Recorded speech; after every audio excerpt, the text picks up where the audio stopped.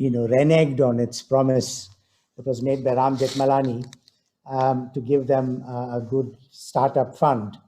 And so even though the government of Karnataka was generous and had promised land and enacted the legislation, there was a difficulty about getting the program started, at which point I happened to be in the Ford Foundation as a program officer. I knew Menon, of course, through Justice Krishna Iyer and others. And so we managed to recommend a grant to the Ford Foundation to start with $500,000, and then it got renewed. And I was invited to give some lectures in the first batch, which incidentally was held in a couple of temporary sheds in my old college, Central College, Bangalore, where I did my BA Honours in Economics.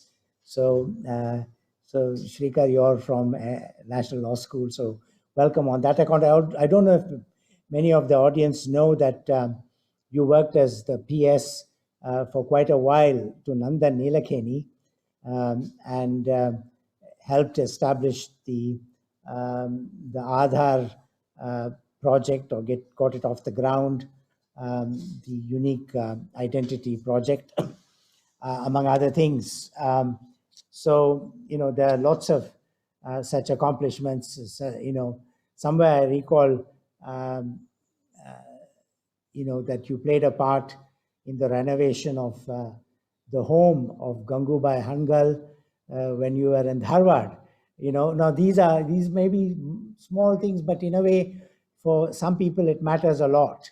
I mean, this was a great musician, a wonderful person, and it's very thoughtful that the government of Karnataka acquired her ancestral home to memorialize her. So it's such things that we must cherish, among other things. So I think we have a reasonable audience. Unfortunately, a number of our students have been, either affected by COVID themselves or someone in their family.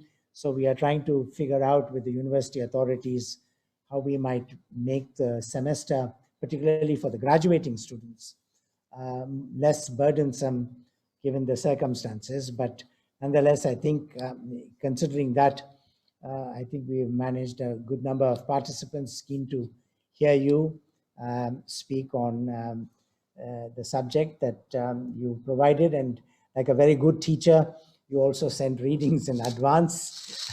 So I think we'll have a great session. So over to you, Srikar. Thank you very much for joining us.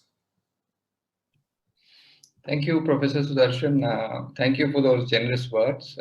And actually, the inspiration for kind of initiating this lecture was hearing you in the Law and Economics conference that Jindal organized a week ago. And it was a fascinating lecture that you gave on the whole evolution and the issues pertaining. So I kind of said I must take this forward, and you kindly consented. So thank you for that. I thank the Jindal School of Government and Public Policy too for having me. I think these are very difficult times. I think all of us have been affected in different ways. And actually, at one point, I was wondering whether I should take back this request for this talk because of the circumstances which all of us are facing. It's not easy. I mean, not throughout the country. Everybody has different facets of this pandemic affecting them. So, but then I gave it a thought, and I said, I mean, this is the only way to probably distract ourselves for a while away from the pandemic and engage in some discussion. So, thank you again. What I would do is, what I understand is that I have around half an hour, 45 minutes for the talk, and then around 45 minutes for Q&A. Is that the time frame? Okay. So I have a PPT which I will share and start. So I will just start that.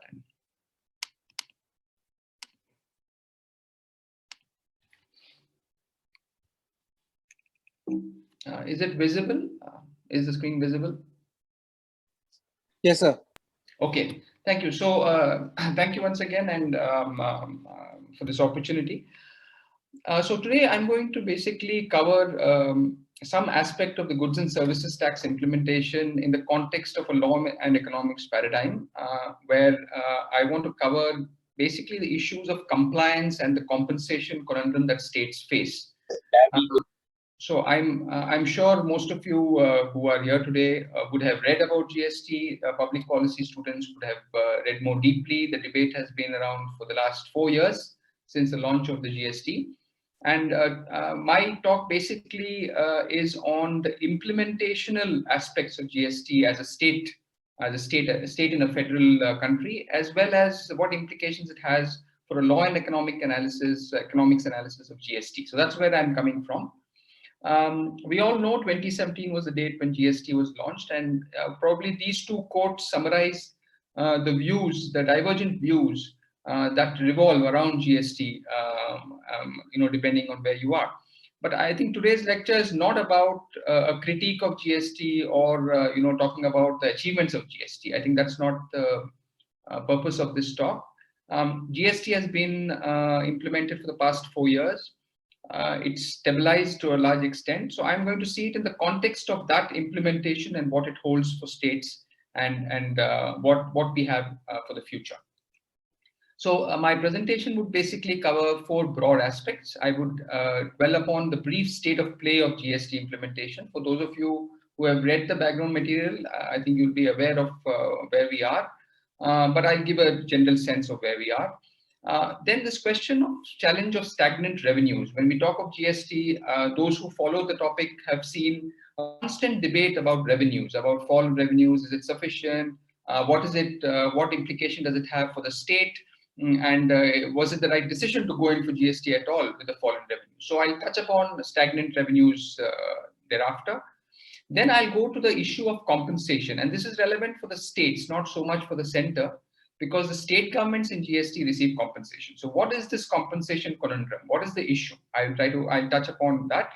And finally, I will come to a law and economics analysis of GST implementation through the above slides, wherein I try to bring about the current concurrent debates that are going on in the GST implementation field and what implication they have both for law and economics. I think we'll take questions later, so you can probably note them down and raise them at a later point in time.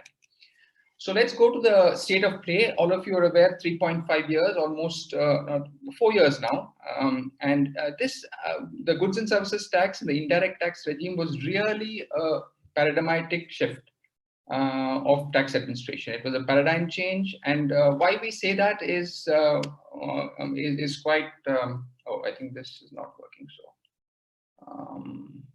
okay, why was it a paradigmatic change? Because prior to the GST structure, basically you had 2 separate tax jurisdictions, right? You have the state government and the central government imposing indirect taxes. And this is very significant because you had the central taxes on the left-hand side, which were the central excise duty and service tax, which was a totally independent domain of the central government. And on the right side, you had the state value-added taxes, entry tax, and other such taxes, which is the exclusive domain of the states. So you had separate tax jurisdictions, and there was a cascading of taxes, basically meaning that if you had a central excise duty, then the VAT would be on the central excise duty. But more importantly, they were very separate domains of tax administration. And if you look at constitutional law, it was clearly laid down the state and center had their exclusive domains.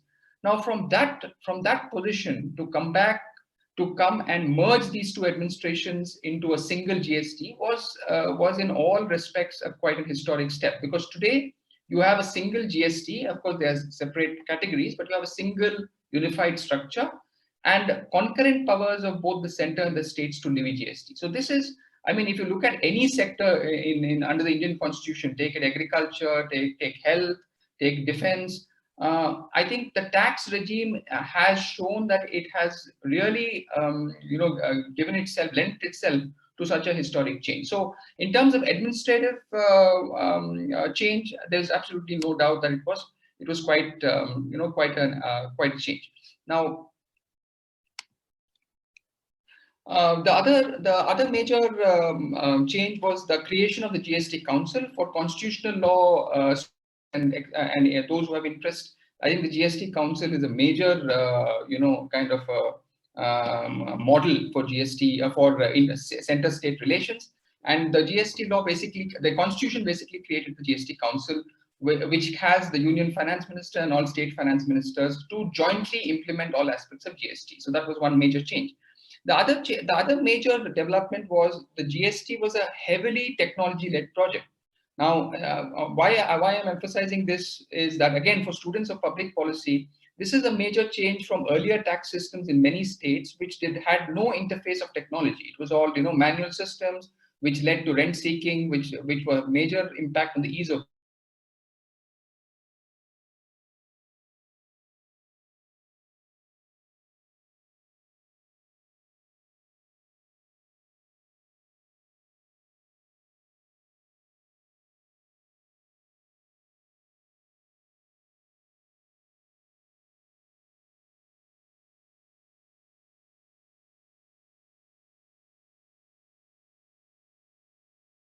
revenues grown, what is the implication for tax policy, and what legal measures are required to increase stagnant revenues. That's the context. So this is the latest collection as on 5 days ago. As on the end of April 2021, the total collection of GST was 1.41 lakh crore in the country. Of course, you can see this increase, constant increase, which you can see across. But of course, April was just a transient high, as the Hindu called it today, because it's the year end and you might see a fall again.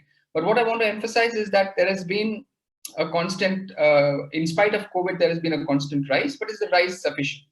If you look at the last 3 years, and this is the last 3 years of GST, you will see that there has been an oscillation of revenue collection, and this is in fact the last year. This is 2021, but this is because of COVID, right? So you had April and May and June and July totally affecting revenue collection, even below the 2018 standard.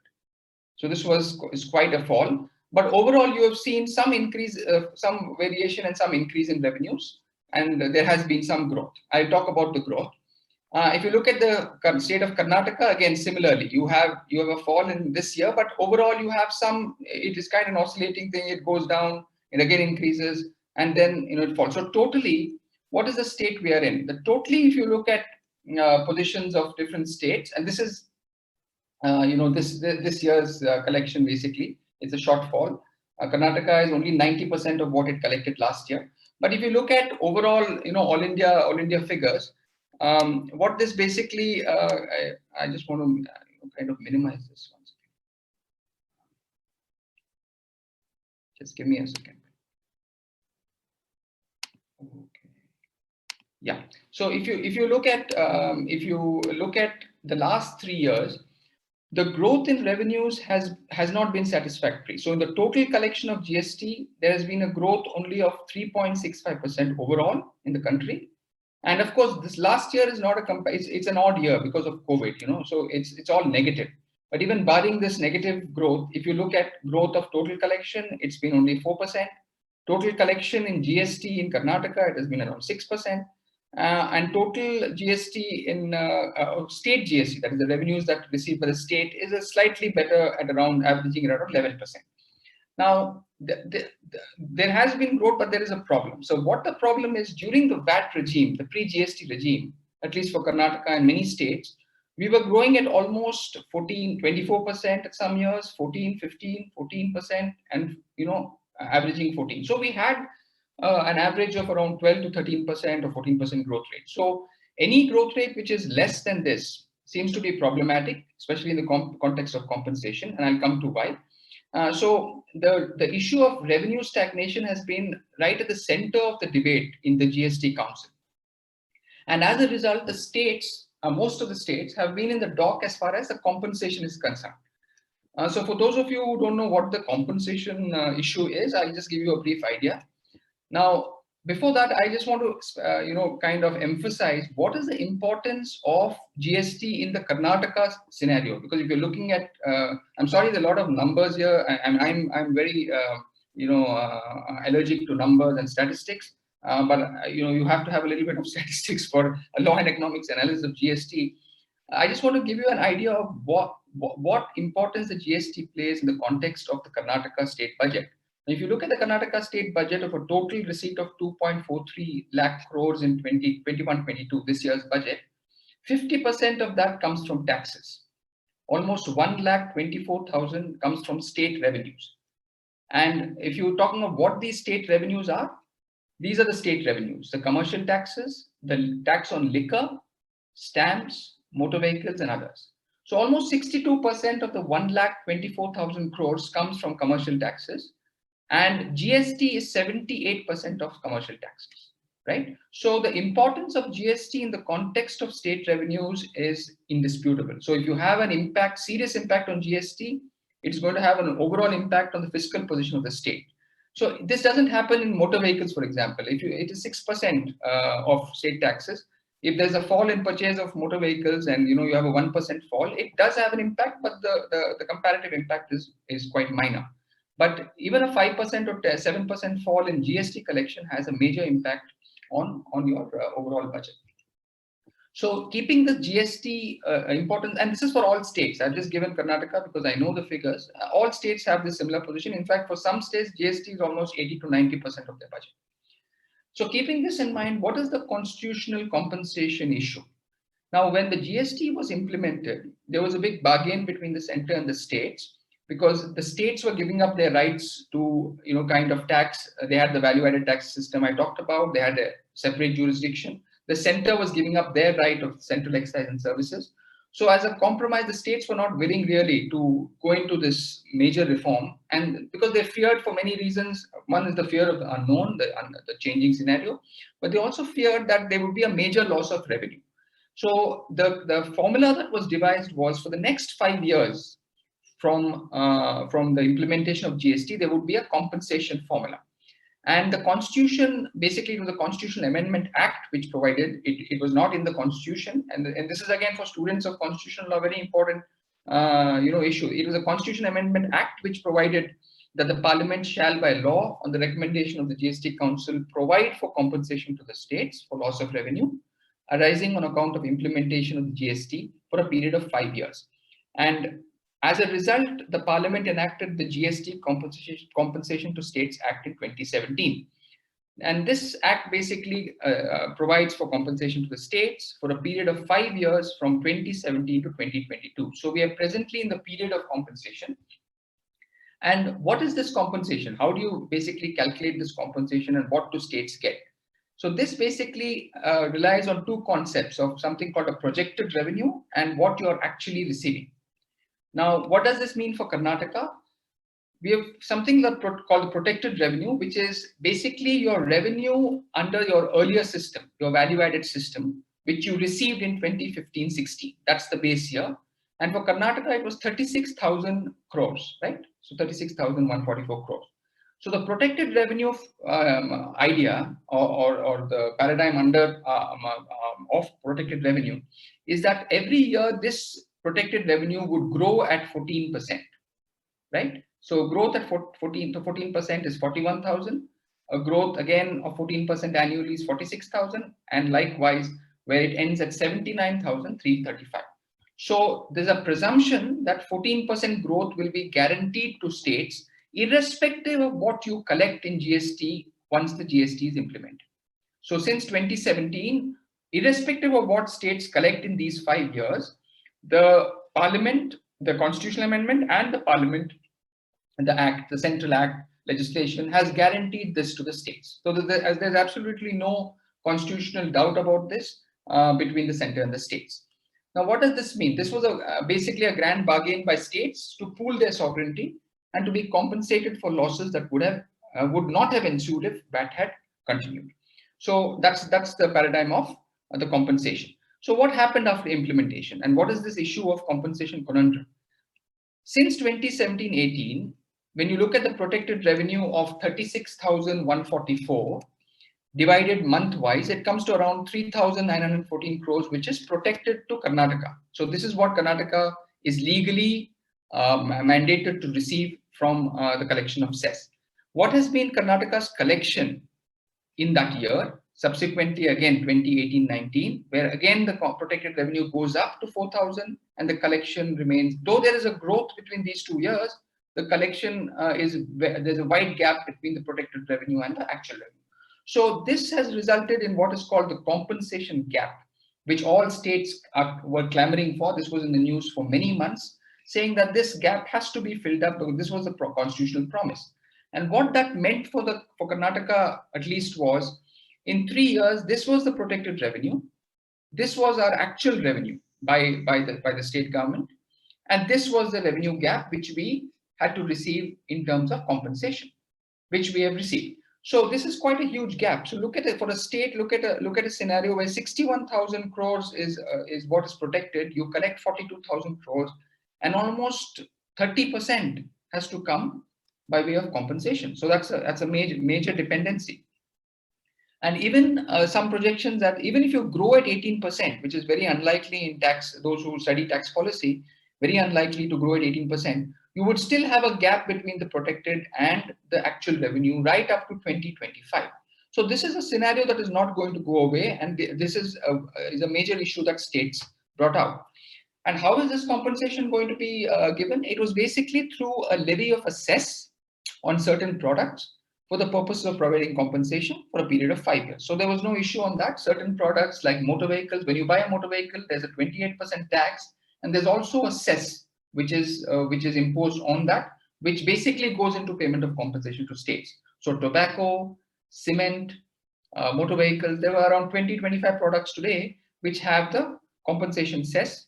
Not 25 products, so a little less, 6 or 7 products which have the compensation cess, which deals with, which caters to the cess amount. I won't go into this. So what are the implications of a widening gap? So some would argue that, is this 14% revenue which was guaranteed to states justified at all? For those of you who are interested in that debate, you could read this commentary by Manish Gupta and Indra Rajaraman in the EPW. But of course, that is water which has flown down the bridge already, because the 14% is already guaranteed. But the issue now is when there's a gap. Why is there a gap? Because the compensation cess collected is not sufficient to meet this gap of compensation to states. So the cess is collected on a certain set of items. That is not sufficient because of a variety of factors, including the growth of the economy. And where do we meet this compensation requirement for the states? So who should bear this gap is a constitutional question that came out. And this was a very hardly debated and very sensitive issue which dominated at least the tax regime in the early 2020, where the question was whether the government of India has to bear it, the state governments, because this is after all there's no cess to pay for it. Should the GST Council bear it, borrow it? And there was a serious question of the political economy of states versus center versus a constitutional obligation mandated by the Parliament, by the Constitutional Amendment Act as well as the Parliament. And serious questions were also raised about whether 14% was justified at all. But this was a question asked too late because the Constitution was already amended. And since there was a wide gap between the states, there was a furor, and the states certain demanded that this compensation be paid out of Government of India funds. And the state said that the Government of India has mandated that the Government of India borrow, or Government of India kind of get resources from its own central resources to pay this. And why was this important? Because there was severe strain on state governments to actually invest in infrastructure. As I told you, the budget had GST as a major part, and there was a pressure also that this compensation period should be extended beyond 5 years. What it actually culminated in was this immediate need for meeting the gap to fund the budgetary mandates of the state. So it was a very precarious situation in early 2020. In fact, March, April 2020, that's when the first wave of the pandemic had struck and the revenues were seriously down and cess collection was down. And it was also brought to light the limitations on the ability of the center to fund the deficit, because center too, in terms of its national priorities, whether it's defense, foreign policy and other issues, and their own mandates under the constitutional scheme, said that even though there is a constitutional obligation, we don't have the money to pay. So we were in this, kind of a deadlock situation. Ultimately, there was a truce. There was a temporary truce in the times of COVID, I would say, where after intense deliberation, the GST Council, this was the formula that was, this was the solution that was given. And that was basically that the constitutional obligation was with the center to pay the cess, to pay the cess compensation. There was no doubt about it. But the source was not necessarily from the resources of the government of India. And ultimately, what was devolved was a loan facility from the Reserve Bank to the states to meet the requirement of compensation. But the states had no burden to repay the principal or interest of the loan. And what that meant was that how are you going to repay the principal and interest of this loan, which is going to be taken for next 2 years? It would be paid from the future collection of cess beyond 2022.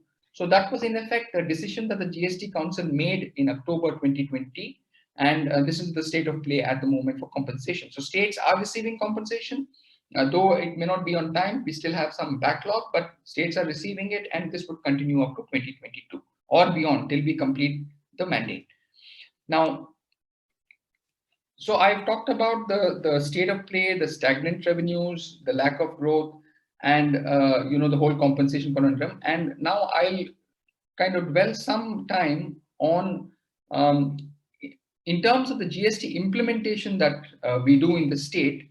What lessons have we learned in terms of the law and economics of the GST implementation in the context of stagnant revenues and the compensation? So I've kind of positioned it this way. I mean, Professor Sudarshan might want to add later on and comment whether this is is not the right way of looking at the law and economics issue in GST. But I kind of framed it in this sense. So I've taken 3 issues basically, which has come in discussion in the context of the gap in revenues. The first discussion is that, is it a structural issue that we are facing in terms of the GST not being able to deliver? The second issue, is it just a transitional phase because it's just been implemented for a, I'll dwell on all this, implemented for a short time, or is it a question of compliance? That is it bad compliance or bad implementation that has resulted in this fall in revenue? And I'll address all the 3 issues in the context of implementation, which will make it clear. So the first argument that many made when this whole stagnant revenue issue and compensation issue came up is that we are still in the transition phase of GST. It's been only 3 years. At that time, it was 2.5 years. We're just 3.5 years. It's a complex law. It requires time to stabilize. India is a complex federal country with various challenges. You came from a multiple regime paradigm to a single regime. It's going to take time. IT system has to stabilize. There were a lot of doubts about IT system. You can't change it overnight, and you require more time. And internationally, when GST has been implemented, say, for example, Canada, or say, for example, Australia or other countries, it has taken time to stabilize. And they are fairly less populated and advanced economies with the capacity to deal with change. They've stabilized after 5 to 7 years. So looking at GST in India, the fact that it's been implemented and it's on the ground itself is an achievement. And look at the states, countries around us. Malaysia implemented GST in 2015 and rolled it back in 2018, if my dates are right. And GST has been rolled back in Malaysia due to various reasons. So looking at the context, we need to give it time. It needs to stabilize. And once it stabilizes and you're looking at robust systems, revenues will grow. So this is the transition phase of the law and economics debate. The next question is the question of compliance. This is diametrically opposite to the transition phase. Here, the issue or the argument that people make is that there's rampant fraud and bogus registrations and fake invoicing in the system. And only an enhanced vigilance will bridge the gap. You have stories of fraud and arrests in GST. Those who follow GST have read all about it. Fake invoicing, creation of fake bills, 1,000 crore scam. So there's fraud all around. And unless you check these compliance measures, you're not going to grow on the revenue front. So this is squarely draws the blame on the legal framing of the GST laws as well as the implementation in the context of tax assessees' behavior, taxpayers' behavior.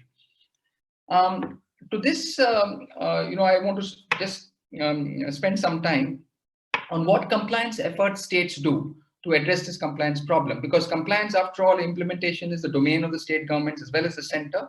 And as administrators, as tax policy administrators, we are largely responsible for the compliance efforts. So in compliance, there's actually a constant focus we do on, following up on monthly defaulters, that large taxpayers who don't pay up their taxes on time.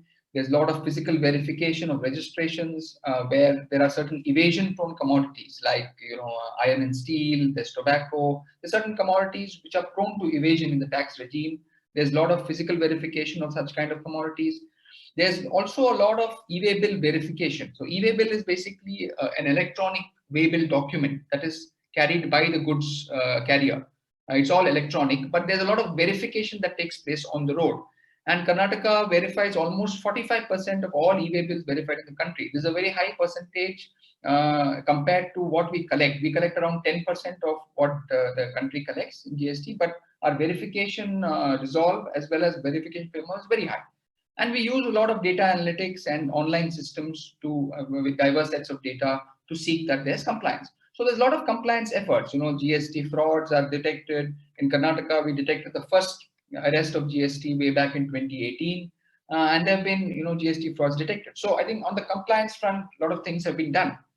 So the compliance argument basically says that you have to improve a lot in e-systems. You have to improve your IT systems like e-invoicing, e-way bills.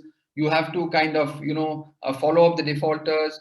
You also have, from an old avatar, we have an Aadhaar-based registration where your Aadhaar has to be given for registration now to weed out the duplicates and the fake applicants. So there's a lot being done on the compliance front. And on the ease of doing front, all around the country, there is simpler returns. There is increasing threshold limits of GST registration from 20 to 40 lakhs. And there's also an exemption of annual returns for certain categories.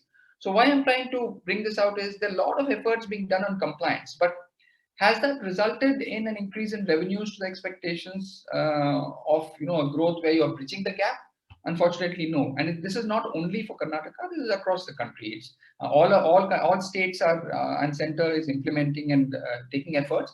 But the gap that is there between growths mandated and what you're achieving is less. So I would call it there is a limit of compliance and enforcement. Limits that compliance and enforcement have in terms of revenue generation. There is the growth, but it doesn't really lead to that growth.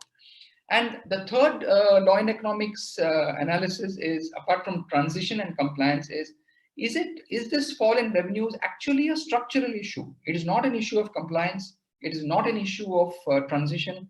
It is actually an issue of economic factors playing. And what are these?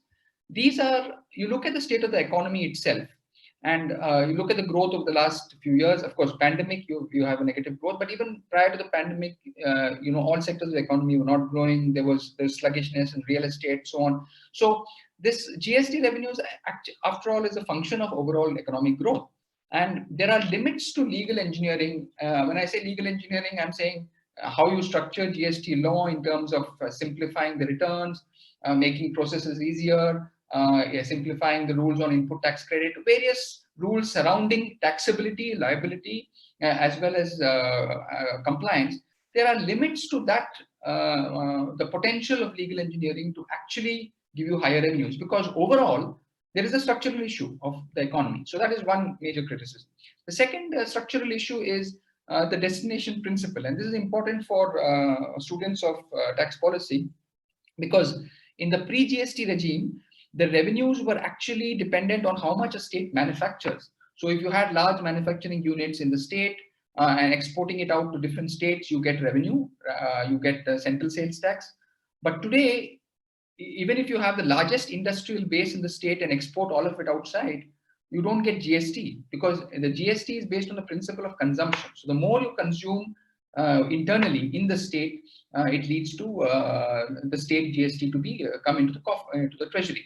And that leads us to a question of urbanization. And I've often thought about this, where states have done pretty well after GST compared to VAT, compared to Karnataka, is Maharashtra and Tamil Nadu.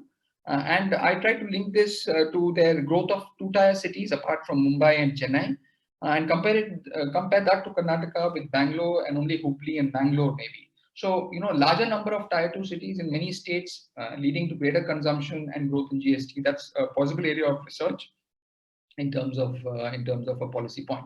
And finally, the criticism that you have to look at the tax rates. And the tax rates under GST, a lot of experts argue, is not really a revenue neutral rate. What do I mean by revenue neutral rate?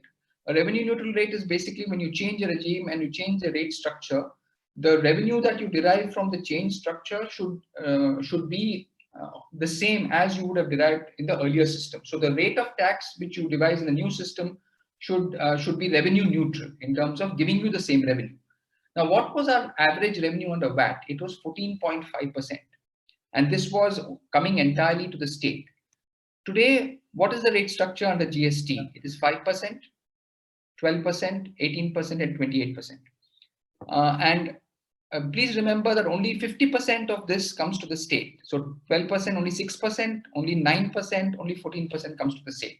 And in 2017, you look at this GST Council meetings, there were a number of reductions in the rate of tax in the first 2 years. So many goods got reduced from their original, rate of tax under GST, with the argument that reduction of rate of tax would spur the economy and there would be more growth. So this, a lot of people feel, has had a drastic impact on GST collection, and we are still in search of that elusive rate of revenue neutral rate. And this is one of the major criticisms, that the rate of tax has been one of the major factors that have hindered growth of revenue. And of course, this is open to debate. Some would argue that lowering the rates has increased the revenue. So, but the point being made here is it is a structural issue. It's not about compliance. It's not about catching more defaulters. It's basically about your net rate, which is giving you less revenue. So I come again. I'll finish in 5 minutes. I just have 2 slides. So what is the challenge for a law and economics understanding in this context for states? One is, how does one understand rational taxpayer behavior and what motivates and what deters compliance? Because in compliance, I have seen in the history of implementation of GST, you try different models. You see a fraud, then you tighten a system. You see fraud in registration, you bring in Aadhaar. Now, whether that solves fraud or it takes fraud in a different form is an issue. So to understand incentives, economic incentives for non-compliance, for tax, for deterring tax non-compliance, these are serious issues that could be taken into account to draft and kind of come out with right policy prescriptions. So that's a major challenge. The other challenge is how do you structure law to obtain economic outcomes? That is, expectation that certain legal mandates will lead to enhanced revenue mobilization. So I give an example. For example, there was an argument that there was a lot of fraudulent input tax credit being taken in the system, right? So a lot of dealers, without even purchasing goods, would claim those goods as claim those purchases as input tax and seek refunds. Now this is a major fraud, and this is impacts revenues. So what was done? There was a legal system, or the rules were amended to say that you cannot take a certain percentage more than what is declared in your return. So there was kind of a balancing out of your risks and what you could declare, since it was self-assessed. Now, did that lead to growth in revenue, or did that lead to a different way of evasion? That's a question open, because we still, in spite of a number of changes over the years, over the last 3 years, dealing with these compliance issues, it hasn't really led to a monumental increase in revenues. It has led to incremental increase. Some would argue that's because of growth of economy, but it hasn't led to a dramatic change. So structuring law to obtain economic outcomes, I think, is a very complex task, and I think strands in law and economics would help us kind of overcome that. The third question would be, what are the requisite legal incentives for ensuring optimum revenue growth? So what do you need in the GST law which would encourage revenue maximization, which would encourage compliance? Are there some silver bullets? Is there a magic wand? I don't know. And then law and economics, the other question is on constitutional guarantees and economic realities. This is a classic question in constitutional law, where there was a guarantee of compensation, and the economic reality of lack of collection of cess because of COVID, and again, second, because there was a general fall in the economy. So how do you address the constitutional law question with an economic reality of tax growth? And finally, what is the relation between simplified legal mandates and revenue mobilization? This is more in terms of the third point. So these are some of the questions that in the context of the law and economics debate, in terms of the structural transitional and compliance issues I thought I'll raise. And post-COVID has made this worse because there's a steep fall in revenues, and the gap beyond is going to be covered up to 2022. But beyond 2022, there's no guarantee of compensation. So there'll be a steep fall because the gap now, which is being filled by compensation, will no longer be there, and only your state revenues would be there. So what implications for the states? What implications do states have to take into account to increase their revenues? And what lessons does the law and economics perspective bring to it? So I'll end with this. I think the GST, for those of you who are interested, students, is a minefield for the study of the interplay of law and economics. All these issues of pooled sovereignty, rate structure, ease of doing business, compliance, and there's a lot of data. Let me also, this data is not in government files. All data is online on the GST Council website, on the GSTN website. I think a lot of research is right for study, and I'll end by this. And I say that GST is always a lawyer's paradise and an economist's playground. So it's only that we have to make the best use of it. Thank you. Thank you. That was absolutely brilliant, Srikar. Fascinating, and it's very good you ended with an invitation to people to get into this field, to examine it from the lens of law and economics. One fact that I thought you might have mentioned at the outset is that GST in our country leaves out some very important sources of revenue. I mean, petroleum, for instance. So from straight away, anyone looking at it from a law and economics perspective would say it wasn't optimally designed, in the sense that there are too many rates. So if you and that has a whole set of problems that go with multiple rates, and also in the definition of goods, whether it comes into this slab or another one, and then leaving out important goods and services that might have been better to have brought it under the GST regime at the outset. So it does, so obviously from the standard yardstick by which we approach law and economics is, what are you reducing transaction costs, right? So in the end, anything that serves to do that would get high marks, and something that doesn't will not. And so in this case, it is in a way, as you say, it's economist's playground, because you could consider what might have been the outcomes had you done this or that, and come up with some projections. But what what I'd like to underline is what a phenomenal political achievement this has been in a federal polity, and the fact that we never operationalized the interstate council, which is there in the Constitution, and then we abolished the Planning Commission, which provided in a way a forum for periodic dialogue between the states and the union government.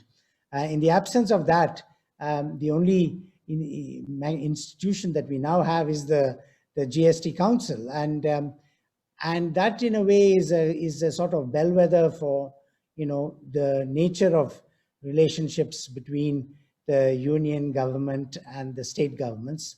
So from that point of view, I think it's a major advance, and also to be able to get through with a constitutional amendment to assuage states about fears of revenue shortfall by coming up with a formula was quite a feat. But although the formula will pose problems, because in a way the amount that you picked is some kind of a 14% is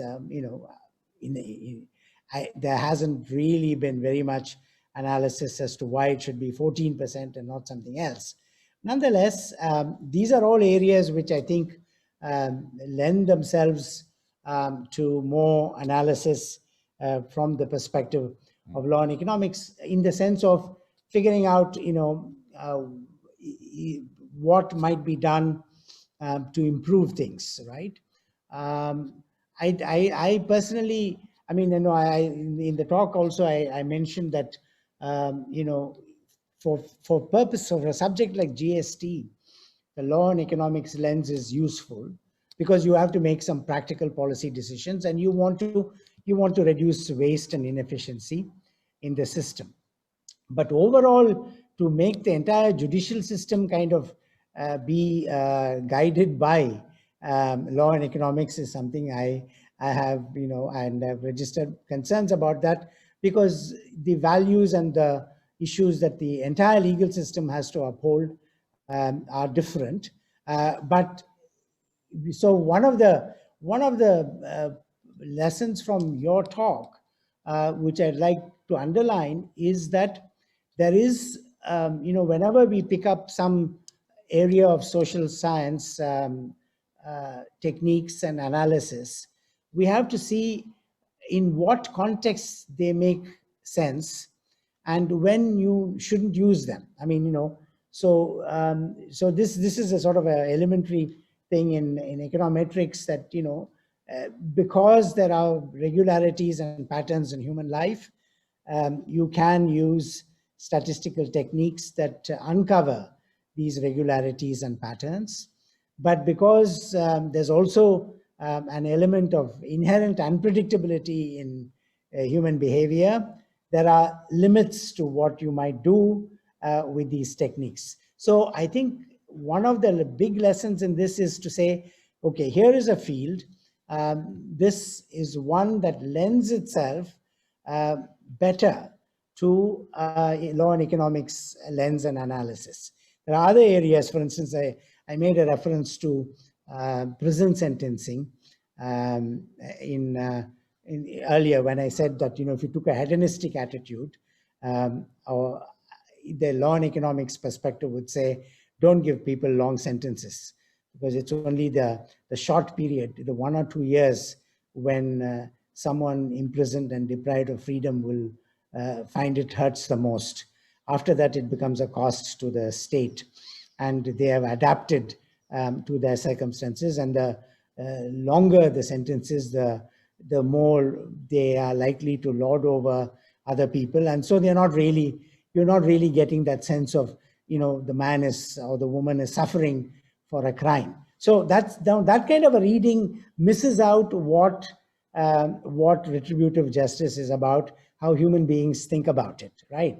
So in that context, you mustn't be using law and economics. But in this context, as you point out, there are a number of questions that lend themselves to analysis. And also, as you point out, there's plenty of data on which to get to work. So I'll stop with those comments, and in great appreciation for your talk. Thank you. And I'll invite my colleagues to pitch in and have a discussion. I can see Milindo intently concentrating on something. Milindo, you want to lead the discussion? Yeah, thank you very much, and thank you, Speaker. It was a very good, enlightening discussion, at least when I look at it from the perspective of my own students. They had a lot of questions on GST. Some of them were asked in my course as well, and I believe that those of my students who are available in this, who are participating in this discussion, have got answers to many of their questions that they raised in my class. So I'm very happy that they could learn it from an expert and who could give a better explanation of the queries that they had in their mind. I tried my level best, but I did not succeed. Thank you very much for giving that opportunity to our students. It was a great knowledge interactions with them. I have just two questions. One is perhaps out of the box, and the other one is one which is being raised a number of times. Let me start with the general question that is often raised, that what about the farmers who are selling their products without being engaged in the GST structure to realize their input credits. Meaning this is a problem which is perhaps creating a sort of, I would say, a disproportionate way of distribution of the input credits to the producers. As you rightly said, that GST is mostly concerned in the context of consumption, but the input credits could have played an important role in bringing in the production perspective to the GST. And from that perspective, I think even though the share is going down, but still the share of agriculture in the GDP is not that low. So what about that, and what are the ideas behind it?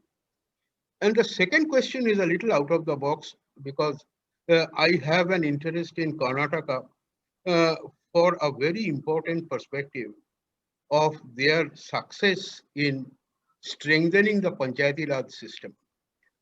And as you are talking about the law and economics of it, what I could gather from your discussion is that there is a compliance problem in GST.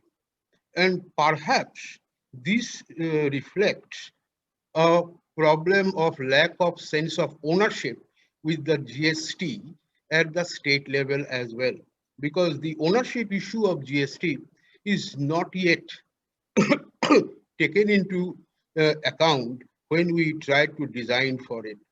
And from that perspective, if you look at the revenue stagnation and lack of revenue at the Panchayati Raj level, do you think that the state also should have a part of its state GST allocated to the panchayats?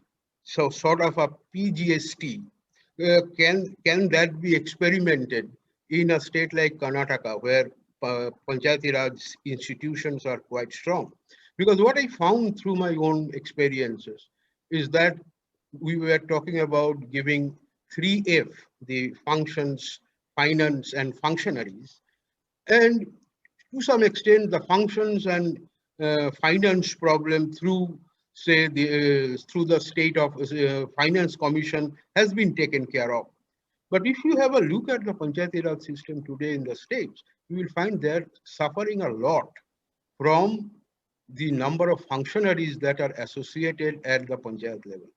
And they are unable to generate their own resources within their jurisdiction. Can they be encouraged? And that will also minimize the compliance cost.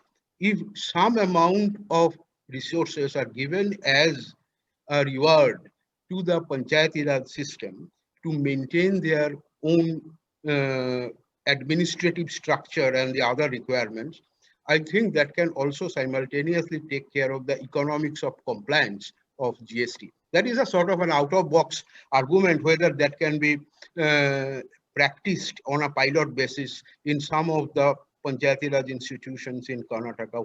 What are the challenges and what are the difficulties, if you can spell that out? Thank you. Srikar, I think it might be useful to respond to Milindo's points. For the rest, I think if they have less analytical and more sharp questions, we can accumulate them and you can come back to it. But since Milindo's raised, opened up a new field, as it were, in terms of subnational revenue issues, I'd like to hear your response to that. Yeah, I mean, both very thought-provoking questions. I'm afraid I don't think I have simple answers to that, but I think I'll take the second question first in terms of two aspects. One is in terms of the ownership issue in implementation. Now that I would slightly disagree that there is no ownership in the state for GST implementation, because today GST is being implemented both by the center and the state. So it's a joint implementation where the center, for example, in Karnataka, you have a central GST administration and you have the state GST administration, to which I belong to, implementing GST in Karnataka. So both are efforts jointly go into the state revenues and the central revenues. It's not that I'm just working for state revenues or the center is working for center revenue. And my experience, I've been in this position for more than 3 years now. My experience is that in terms of commitment to implement GST, or in terms of initiatives for bringing in robust IT platforms to increase compliance, I think the state administrations are filled with commitment and ownership as compared to center. So I don't think there's an ownership issue at all. Compliance is a larger issue. I mean, I raised compliance in the sense of not the lack of interest in terms of the state to implement, but larger issue of fraud and the system, the way the system is kind of maneuvered for non-compliance. So that's on the compliance part. On the Panchayati Raj part, I mean, that's the first time I've kind of come across this question in terms of some portion of GST to Panchayati Raj. In fact, I mean, a large proportion of state budget, at least in Karnataka, goes to the Panchayati Raj institutions. We have a very strong Panchayati Raj system, and a large devolution takes place compared to other states, as you would know. But I think the challenge to probably have a legally mandated Panchayat GST. Of course, it's a question of amending the GST law itself, which I don't see a positivity, because one is the GST itself is a uniform law across the country. So Karnataka can't have a separate Panchayat GST. Of course, it can mandate that a certain portion of SGST goes to Panchayats directly. And this is a fiscal, I mean, this is basically a finance policy related question. I don't think there are legal impediments to it. It's basically a policy decision.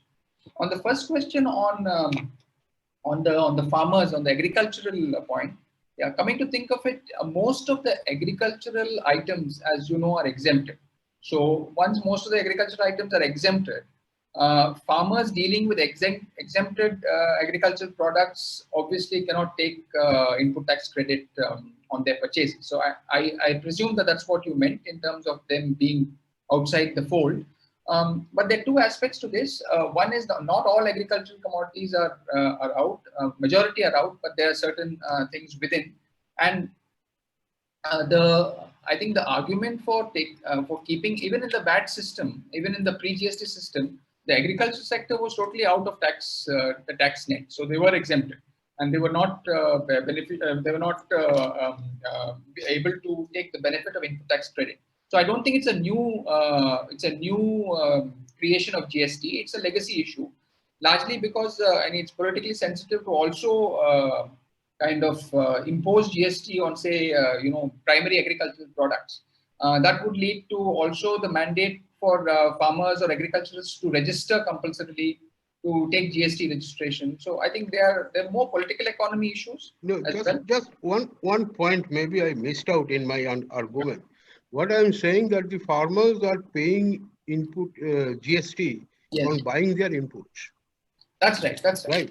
I am not saying that their products are attracting GST. Yes, I am saying that the farmers are paying GST. I agree.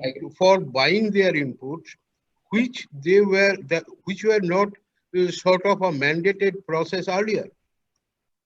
No, but under state-wise, there were variations in state taxes, and there were variations in VAT on these and the state could take their own decision about how much of taxes would the farmers pay legally on their inputs, right?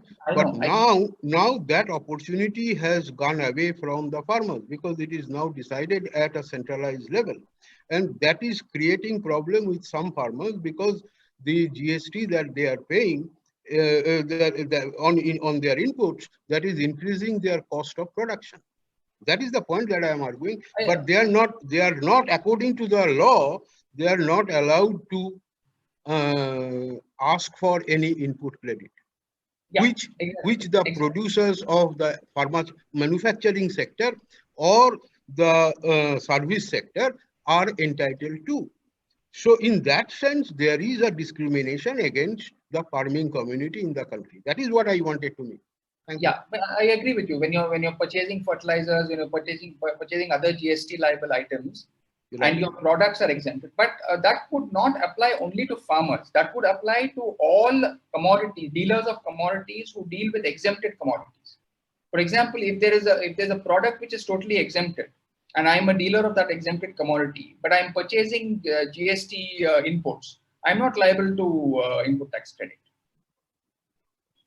No, I am arguing the other way around, that I am taking the inputs, paying GST, but when I am selling my output, I am not getting the benefit of that. Yeah, my That point is what I am mentioning. I agree. That's the right point. What I'm saying is that situation applies to a non-farmer also. Say a dealer dealing with an exempted commodity, who's selling an exempted commodity, purchases inputs which have GST. So he pays for GST, he pays GST and purchases inputs. But his output is an exempted commodity. He is in the same position as the farmer, not getting input tax credit. That's what you're saying, basically. But his input is all exempted.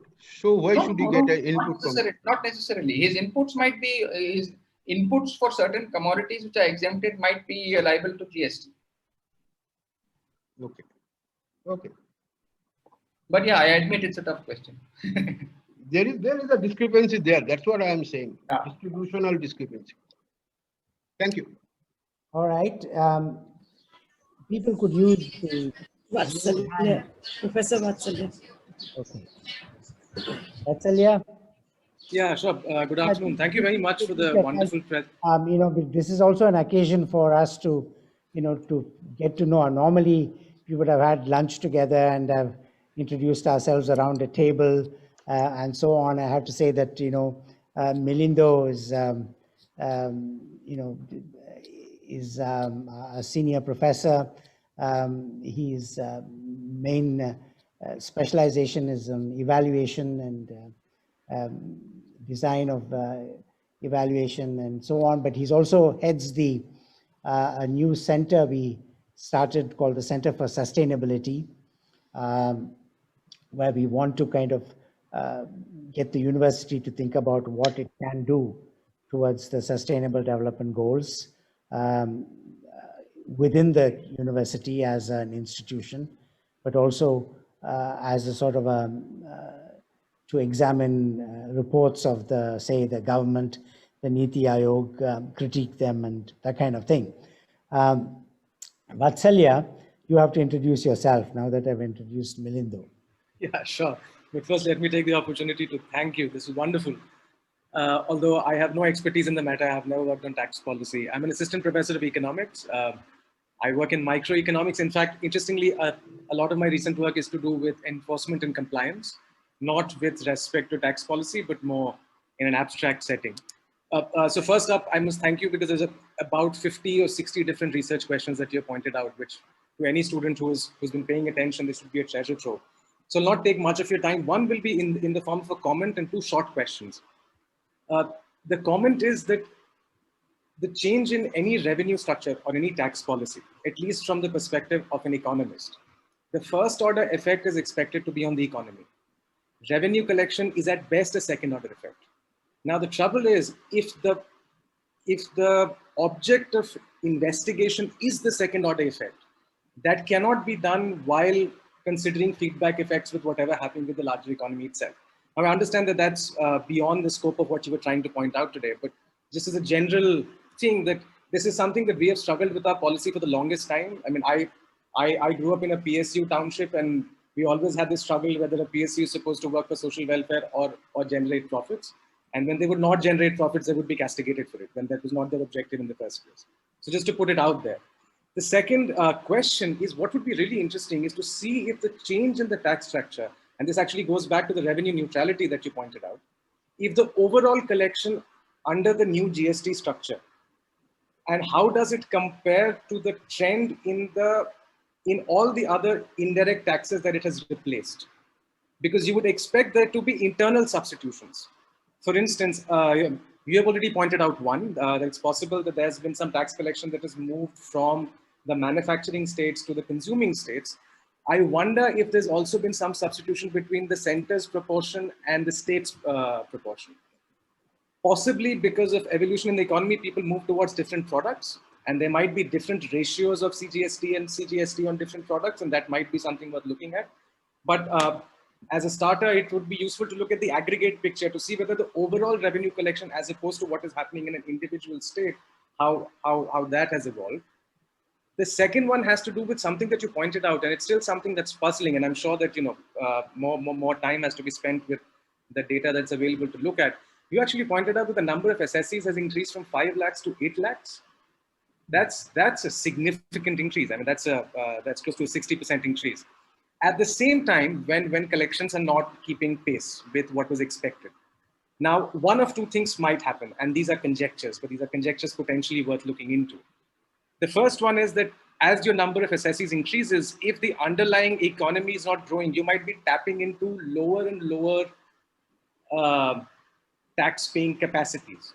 So essentially, your initial 5 lakhs are people who are paying you, I don't know, 10 lakhs each, and the last 1 lakh is only paying you 2,000. So that's one. But what would be interesting from a compliance perspective to check if the new SSCs are potentially, and this is quote unquote structurally different because the concerns have been around fake registrations, is it that the new SSCs disproportionately tend to claim a higher proportion of input tax credit versus the older SSCs who could not claim it under the old VAT system? And if that is the case, then that would be something, and an interesting starting point to start looking into the question of compliance. Right. Thank you. Shall I respond to that? Yeah, please do. Yes, I think so. Do we have some time? Yeah. Yeah. So great questions. I mean, let me go to the third question first in terms of the tax base. Now, the 5 lakh to 8 lakh, of course, is a massive increase. And we face a flood of new registrations every month. There's a flood of new registrations coming in every month. There's some cancellation. Now, as you rightly pointed out, the new registrations don't contribute even 5% of the revenue. Because the large taxpayers, the ones who contribute, are already there in the system. So you have the large cement manufacturers, you have the large power telecom sector. You have all the large players already contributing in the VAT and the service tax regimes, who are already contributing 70 to 80% of the revenue. Now the new tax base, the advantage is it increases formality. So basically, they're getting into the formal sector, and registration is required to be in that network, because a lot of large players insist that you need a GST registration to even do business. So they're getting in. Now, in terms of their behavior, it's very interesting. So there are some studies done, and where you're looking at, one is you're looking at fake registration in new registrants. I don't think it's most of the fake registrations are coming from new registrations. Because it's very easy to get a new registration today. I mean, you would not use a VAT registration or a central excise registration to do fake business, because you've been in the system long.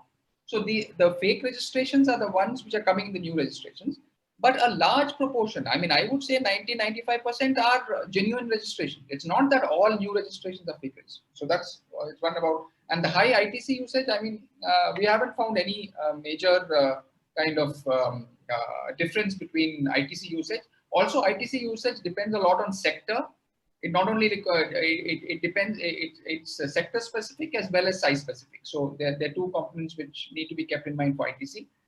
On the overall revenue collection, I think there has been an overall. I mean, I don't have that analysis. I haven't done the analysis of overall pre-GST and post-GST. I think there has been an increase, overall increase of collection, but to what extent and to the expectant rise in terms of the tax base as well as the new structure, I think that's the debate. And on the first point about the larger effects of tax policy, I agree with you. I mean, I haven't taken that overall public good of consumer welfare, of overall efficiency. I've looked at it from a narrow standpoint of state revenues for their fiscal and infrastructural needs. So I think that my focus has been very limited. But great questions, I think. Some of this can be done in Jindal, maybe. Thank you. Any others? Palash wanted to ask something. Oh, sure.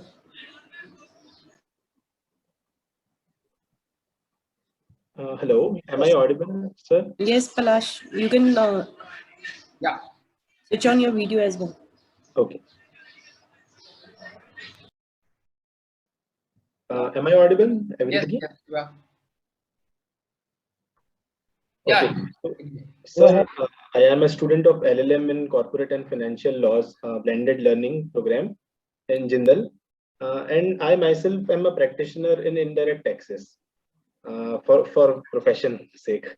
And sir, my question is little bit technical, as you may understand.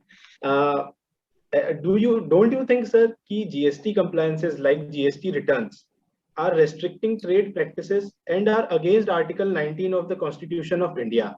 As one cannot avail ITC, one purchaser cannot avail ITC till the time that ITC is being populated in his GSTR 2A. Maximum what the purchaser can ask is again and again to his supplier is to furnish his returns, or he may send a legal notice which seriously impacts their buyer and seller relationship. So sir, what is your say in that? And one more question, a bit technical.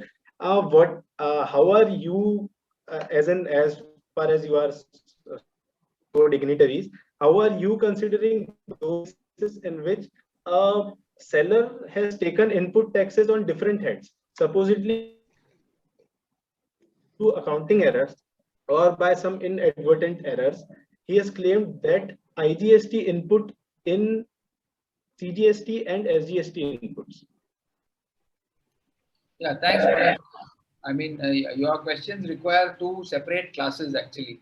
It's quite technical and but only on the first point, I would say that this is a long-standing debate in tax policy, whether the seller-buyer relationship and whether the buyer has to be responsible for the seller's non-compliance. And I think there's Supreme Court rulings on this in terms of liability. So I don't think the GST it's a very different regime. And also, I think this is this notion of liability of the seller for non-uploading of GSTR1 of the buyer as well as non-payment of tax is also borne out by the fact of great fraud and non-compliance on part of large number of SSCs, which has led to situations of tax revenue loss. So as far as my understanding goes, this is not legally inconsistent. Of course, the Article 19 question is always open to challenge. It has not been challenged so far. But in terms of the tax policy, I think it's consistent with a long-standing tax policy, even pre-GST, even in the VAT regime. The second question, I would be more, I would probably take it offline because I don't know whether it is, in terms of amendments of GSTR1, 3B amendments are not permitted. So there's the issue of technical error. So I think we'll take it offline. Okay. But a practitioner's question is clearly visible. Anyone else? Professor Vivek. Namaskara, Srikar. I'm a faculty at Jindal. My question is not related to GST, but it's related to something else. Hope my dean will permit me to ask this. Given your association with our mission to WTO, way back in from 2014 to 2017, do you think countries have enough ground to invoke compulsory licensing related to IPR of the vaccines, on the lines of Doha Declaration? You may choose not to answer this because it's out of the topic. What was the question? I didn't get the last part of the question. Okay. Given your association with our mission to WTO from 2014 to 2017, do you think the countries, including India, have enough ground to invoke compulsory licensing related to the IPR of the vaccines on the lines of a Doha Declaration? Okay, thank you, Vivek. But I've been away from WTO and WTO law for some time. James is a close friend of mine in Jindal, and we used to be associated when I was there for some time. Of course, on the issue of compulsory licensing, you're aware of the debate. Of course, this is, I have not really followed it since then, great detail. But you're aware of the debate on the waiver proposal by India and South Africa in the WTO regarding the waiver of IP rights. But I was, I've been listening to a lot of interesting webinars on this issue across the world on this subject by experts, and it's very interesting. So there's one camp which basically says IP rights, IP protection, and innovation is not actually the hurdle towards vaccination and towards the widespread use of vaccines. The problem is elsewhere. It's about manufacturing capacity, quality, and regulation. So that's one debate. On the other side, we have the India-South Africa proposal, which basically says that unless you waive IP rights, there is no way you're going to deal with the pandemic. So you know, and this debate about IP and the innovation, innovation versus accessibility is an old one, right?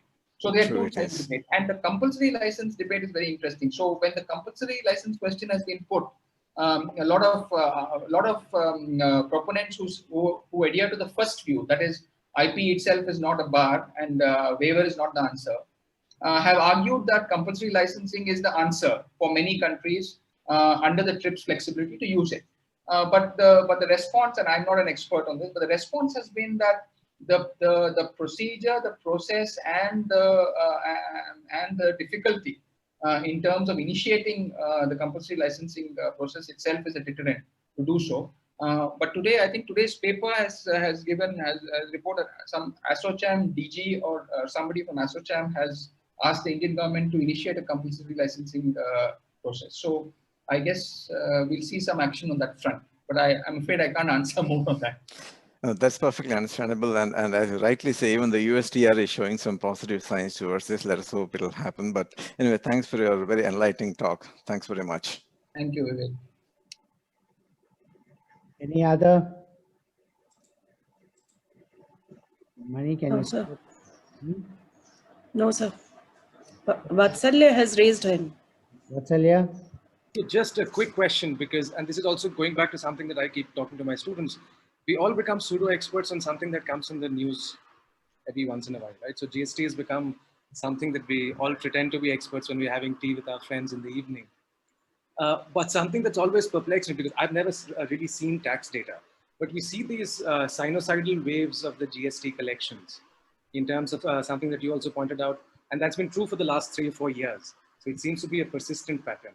Is that something that's peculiar to GST, or is that something that we used to see in the VAT days also? Actually, it's not cyclical in the sense of waves. It's basically, I mean, if you look at the figures in the PPT, the presentation, it's there's always a overall growth. So there's no fall in that sense, and only there's certain months which there's fall. And I've checked data from VAT, and that has been there have been similar trends. So and that is largely because of business cycles, and when certain sectors, industries file majority of their returns. There's in the services sector, there's sometimes they file after 6 months because the reimbursements that they receive are not monthly. So it's like, after 3-4 months they file, and for that particular month there is an increase in revenue. So it's not cyclical in that sense where there's a fall in compared to the earlier months to that extent. But definitely there are highs and lows, and I don't think there's anything peculiar about it. And sorry to keep bothering you about this, but what would be interesting to see, again, from a more larger research question perspective, you would expect, given that a lot of the conversation with regards to the GST has been to do with the input tax credit and a bunch of things that it offers. And one of the concerns has been that because of the delay in returns, particularly the smaller businesses, at least in the early years, suffered quite a bit. You would then expect that these fluctuations that come from these natural cycles of when companies choose to file their returns would actually flatten themselves out, particularly when it comes to, again, to the newer assessees, because they tend to be smaller in size. And you would expect that they would want the tax credit quicker. So does it make a difference in terms of how frequently you file your returns and how frequently you get the tax credit, or is there no relation at all? Frequency of filing, we have seen that filing percentages are largely the same over months. If you look at the entire taxpayer base, we are looking at around 67 to 70% filing, at least in Karnataka example. In the top taxpayers, who are our major 80 or 90% of our revenue, the tax paying percentage, the compliance percentage is almost 95%. So we don't see that fluctuation month on month. So I think there's some other reason. I don't know. After 3.5 years, I can't figure out many things in GST. In terms of what exactly are the reasons for a slip in particular month, or has it? For example, in this April, it has been the highest GST collection ever since 2017. This April, right? So look at this April 2021 is 1.41 crore, a lakh crore in the country, and even Karnataka, all states, and we did expect normally April is March collection, right? So it's the end of the annual collection. So companies close up their accounts. They want to clear up all their dues. But to such an extent that it beat all records in a COVID year itself is just open to again. I mean, I just feel more I study GST, the less I understand it. Thank you. Srikar, I wanted to ask a question about, the politics of it. I mean, I know you presumably you attended meetings of the council. I mean, what are the dynamics there? Because you see, at one level, questions related to GST are somewhat technical, and the experts would take a view and advise the political masters as to what stand to take. But at the same time, it seems to me, for instance, I remember that from Jammu and Kashmir, Hasib Dabru managed to get the rate reduced for walnuts. Now no, there doesn't seem to be any considered reason why you should treat walnuts differently from other nuts for a GST rate. But apparently he did that in the council. He was able to persuade everyone to agree to that. Now, so what is the dynamics of it? What are the politics of this? How is that playing out, apart from all our analysis that we might do in law and economics? In fact, Professor Sudarshan, I'm so interested in that topic. I could probably, discuss only the dynamics of GST Council for an entire time. It's so fascinating, and there are 2-3 aspects to it, right? So one is that you have the center state dynamics playing. Okay, the center state dynamics, because here the states, all states, irrespective of political lineage, are pitted against the center in terms of a center state dynamic. And this is this is at the official level, as well as in the overall political scene, because it's basically, your ceded sovereignty and you're jointly discussing. So that's one dynamic, center and the state. So there's certain decisions that center wants to push through or is interested in, and many states oppose, and it takes a center state dynamic. So that's one. Second aspect is on some issues that are politically sensitive, where the political management in the GST Council becomes important. See, as you know, in the GST Council, there's a political council, and then there's a official level committee. Normally, what happens is most of the discussions happen in the official committees of officers, largely get ironed out, in terms of consensus, and this is the way forward. And only the very ticklish, very sensitive political issues get kind of played out in the council. And those political issues are 2 kinds I've seen, my experience. One is on rate. So rate structure, and you gave an example of walnut. There are many such examples of many states. Whether it's a state asking for reduction in pickles, rate of tax on pickles, or somebody asking on dosa rava powder or dosa batter. So there are different local, regional, pulls and pressures, which kind of get reflected in the politics. The other area where the GST Council is very dynamic and active is when it deals with questions of ease of doing business or relaxing kind of norms for the taxpayer. That is doing good to the taxpayer. Like for example, reducing 40 lakhs turnover to 20 lakhs, or reducing or increasing the composition limit from 50 lakhs, 75 lakhs to 1.5 crore. That is benefiting a larger number of taxpayers, or reducing the number of returns, making the return system easy. There, the political compulsion and the political issues kick in, and it's very fascinating and very active, and we've learned a lot from many of the ministers there who kind of espouse causes. On the political side, now, though the center and state, you have to look at political party as well as state center. So it's a very interesting dynamic. Sometimes across political parties, you'll have all states supporting a particular proposal. In some proposals, you will have a political party linkage, where you're seeing more states with a particular leaning supporting. But of late we have not had a council meeting for long. So we have not. So I think the next council meeting, the last few council meetings was also focused on the compensation issue. So that was the major issue which took center stage. Yeah, that's fascinating. All right, thank you. Last one Yeah, for Professor Milindo.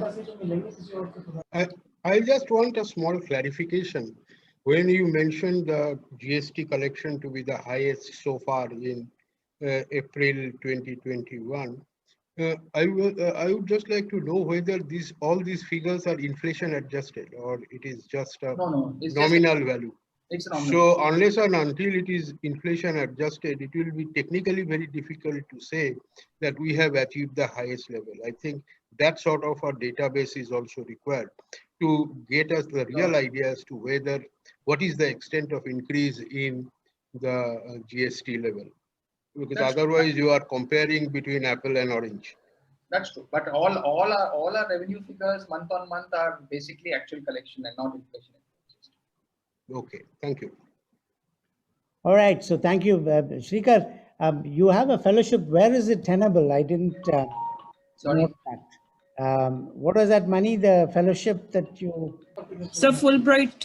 Yes. Oh, no. Where is that tenable? Are you So at Harvard? yeah, I'm going to Harvard Kennedy School for Oh. a mid-career master's.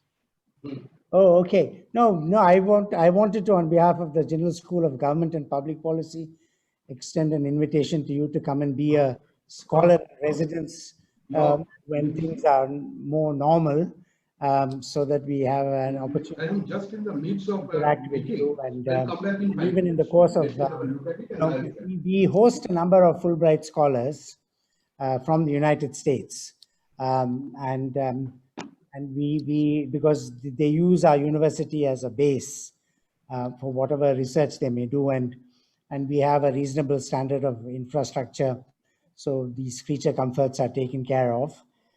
So you must think about that and spend time with us and so on. The other question I had was about the Mysore in your name.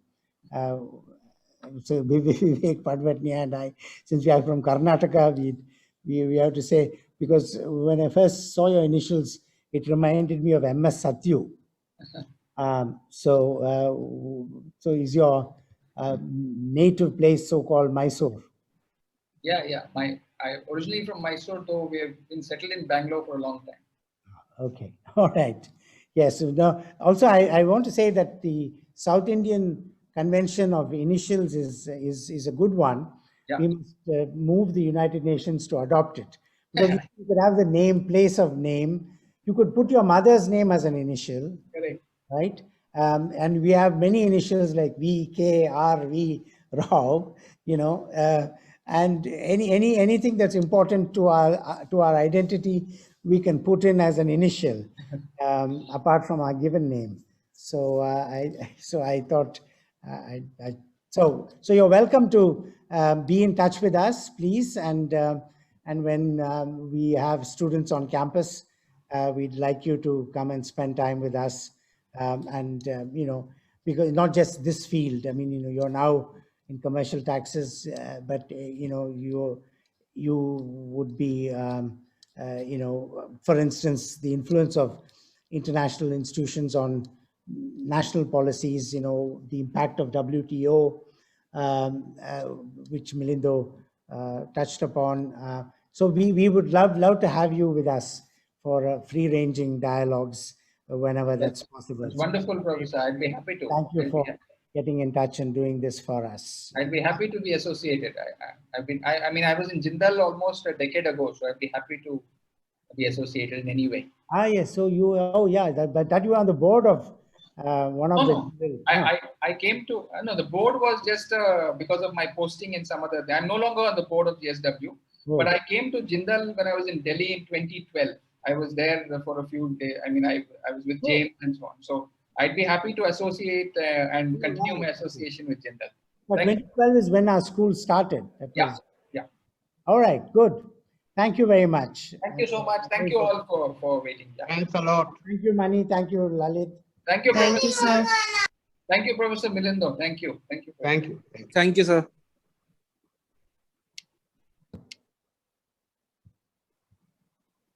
Shubham, stop recording.